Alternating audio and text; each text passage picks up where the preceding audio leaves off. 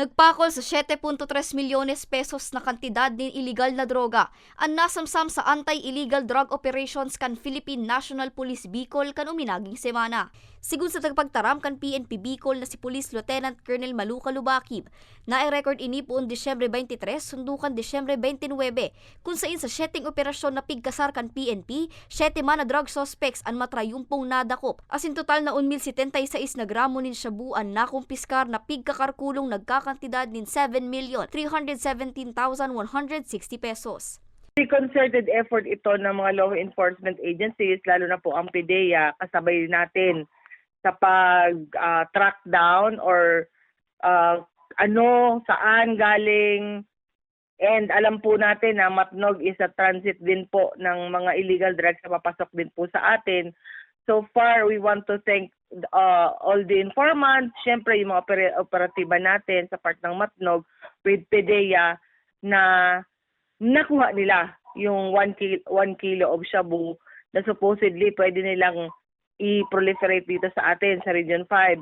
Sa naunang bita ng mga operasyon, ang probinsya ng Sorsogon ang may pinakahalangkaw na nakumpiskar na droga na nagpakol sa 6,800,000 pesos na nakuha sa Matnog Port.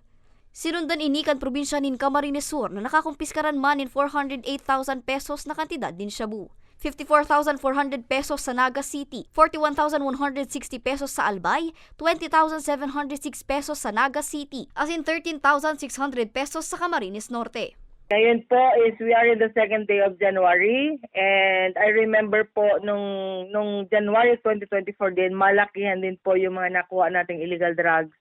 So PNP Bicol po with our partner agencies like PDEA is very committed po na hindi po makapasok sa atin dito sa Region 5 ang mga possibilities na may mag-post po ng illegal drugs dito sa atin.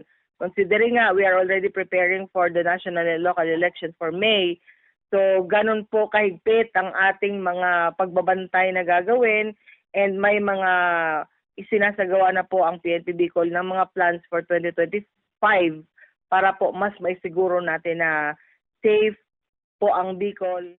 Katakod ka ini siniguro kan PNP Bicol sa pamamayo ni Police Brigadier General Andre Dizon na mas papakusugon paninda ang kampanya kontra iligal na droga asin tututukan ang mga primary suppliers kay ni sa rehiyon, urog pangunya na taong 2025 asin urog pa papaabot naman ang local asin national elections.